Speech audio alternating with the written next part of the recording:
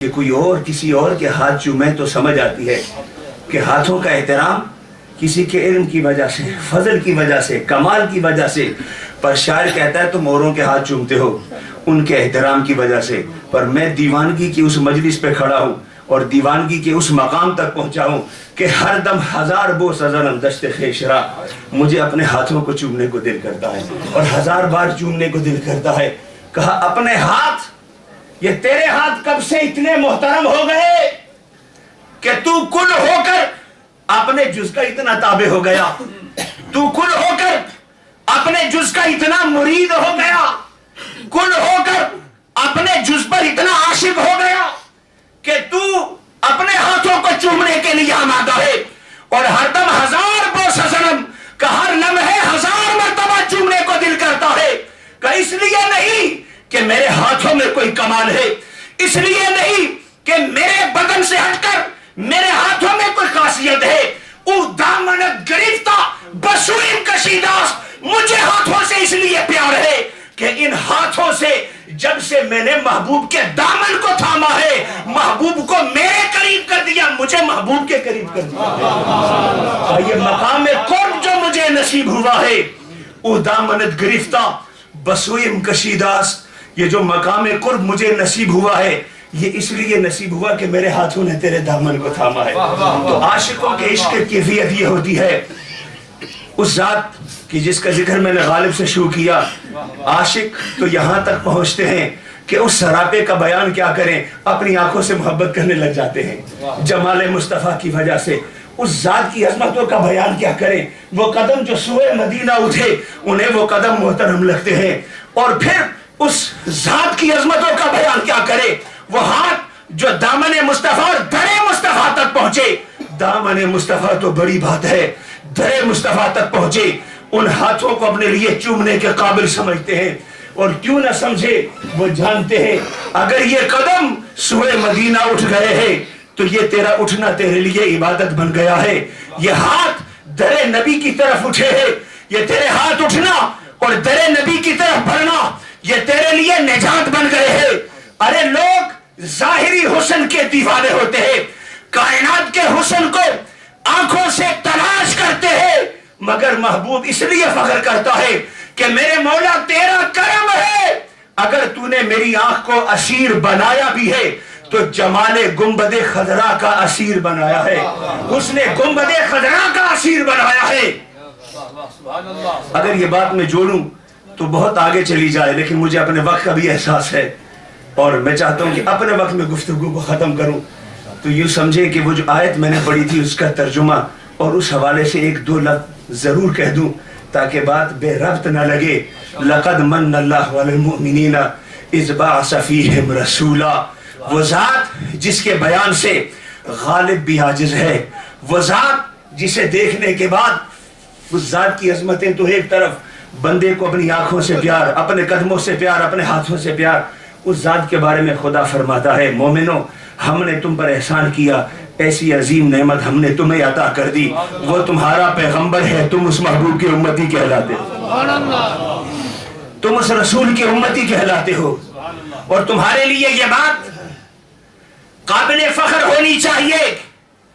آج جب آپ بٹن اور ٹرین کی گلیوں میں نعرے لگاتے ہوئے آ رہے تھے، غلام ہے، غلام ہے، رسول کے غلام ہے، غلامی رسول میں موت بھی قبول ہے، احمد مصطفیٰ مرحبا مرحبا جو نعرے لگا رہے تھے، جو دیوانہ وار دونوں ہاتھ اٹھا کر اپنی محبت و عقیدت و جذبات کا اظہار کر رہے تھے، بٹن اور ٹرین کی گلیوں کو، کوچوں کو، سڑکوں کو، در و دیوار کو گواہ بنا رہے تھے کہ ہم اپنے نبی کے دیوانے ہیں، ہم اپنے نبی کے پروانے ہیں، ہم اپنے نبی کے عاشق ہیں، نبی سے تعلق رکھنے والے ہیں، اس لیے کہ آپ اور ہم جانتے ہیں کہ ہمارے لیے یہ نسبت ہی کافی ہے، ہمارے لیے یہ نسبت ہی کافی ہے۔ ارے رسول کی نسبت تو بڑی بات ہے، امام اہل سنت تو کہتے تھے کہ تجھ سے در در سے سب سے ہے نسبت میری، میرے گلے میں بھی ہے دور کا ڈورا تیرا۔ امام اہل سنت تو غوث اعظم کے در کے سگوں کی غلامی پر فخر کرتے ہوئے کہتے تھے کہ میرے گلے میں بھی دور کا ہے ڈورا تیرا۔ یہاں جسے غلامی مصطفیٰ نصیب ہو جائے اس عاشق کے لیے اس کے بڑی نعمت کیا ہو سکتی ہے. اور یہ وہ مقام ہے کہ جہاں نسبتیں ہی ایسی ہے کہ بندے کی حقیقت کو بدل دیتی ہے. اب میں اس آخری بات کی طرف آؤں کہ شاعر دیوانہ نہ تھا کہ میری آنکھیں اب میری آنکھیں نہیں قابل احترام ہے, میرے ہاتھ اب میرے ہاتھ نہیں کہ قابل احترام ہے. آپ کہیں گے فارسی کے شعر سے کہاں عقیدے بنتے ہیں, کہاں مسلک بنتے ہیں. تو آؤ میں آپ کو بتاؤں, یہ فارسی کا شاعر کوئی دیوانہ نہ تھا, یہ خدا کے کلام سے خبر رکھنے والا تھا. یہ جانتا تھا کہ اپنی آنکھیں, اپنے قدم, اپنے ہاتھ یہ قابل ذکر نہیں بنتے, لیکن جب انہیں نسبت والا بنا دیا جائے تو یہ مذکور ہو جاتے ہیں, یہ قابل ذکر بن جاتے ہیں. آؤ قرآن کو اٹھاؤ.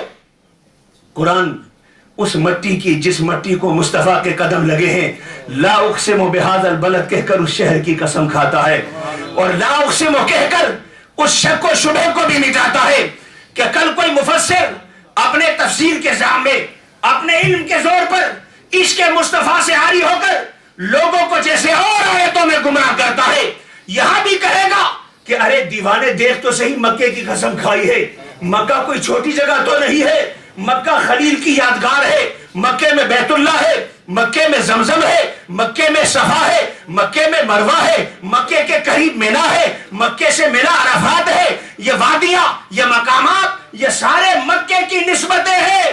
فرما لا اقسم بہذا البلد وانت حل بہذا البلد, ہم مٹی کی قسم نہیں کھاتے, شہر کی قسم اس کے کسی اور شرف کی وجہ سے نہیں کھاتے, اس لیے کھاتے ہیں کہ محمد مصطفیٰ یہاں چل رہے ہیں. تکبیر, نعرہ رسالت, نعرہ تحقیق, محمد مصطفیٰ. فرمایا والعصر, زمانے کی قسم, اور الف لام لگا کر اس میں جو اختصاص پیدا کیا.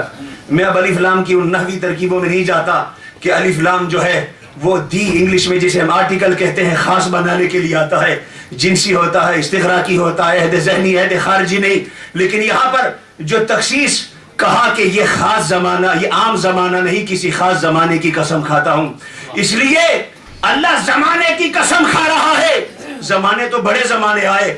ارے تاریخ سے واقفیت رکھنے والوں, ذرا چشم تصور میں پوری دیانت سے سوچ کر بتاؤ کہ حضرت ابراہیم علیہ السلام جب تنے تنہا نمرود کے دربار میں کھڑے تھے, حضرت ابراہیم خلیل اللہ تنے تنہا نمرود کی بھڑکائی ہوئی آگ کی طرف جا رہے تھے, کسی سے کچھ نہیں مانگ رہے تھے.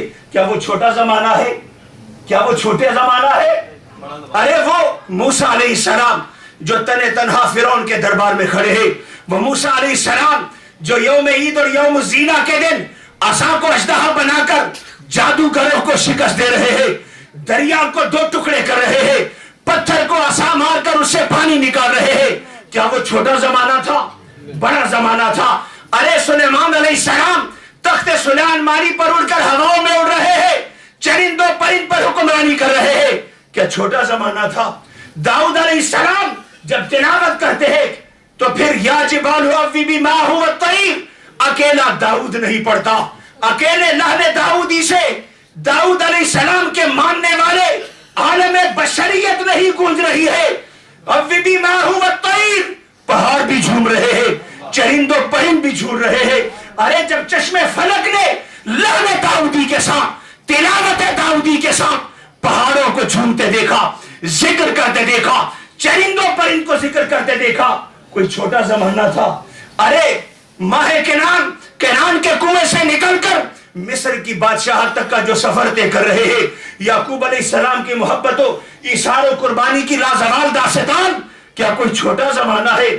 بڑا زمانہ ہے. بڑے بڑے زمانے آئے, نوح علیہ السلام سے لے کر حضرت آدم علیہ السلام سے لے کر عیسیٰ علیہ السلام تک مردوں کو زندگی بخشی جا رہی ہے, مردوں کو حیات دی جا رہی ہے. یہ کوئی عام زمانے نہ تھے, لیکن جب زمانے کے قسم کھانے کی باری آئی تو رب کائنات خصوصیت کے ساتھ کہہ کر کہتے ہیں والعصر, زمانے کی قسم. مولا کس زمانے کی قسم؟ زمانہ تو ابراہیم کا بھی تھا, زمانہ تو موسیٰ کا بھی تھا, زمانہ تو عیسیٰ کا بھی تھا, زمانہ تو داؤد کا بھی تھا, زمانے سب پہ گزرے. کہا یہ سارے زمانے جس زمانے کے انتظار میں گزرے اس زمانہ محمد کی قسم ہے، اس زمانہ محمد مصطفیٰ کی قسم ہے.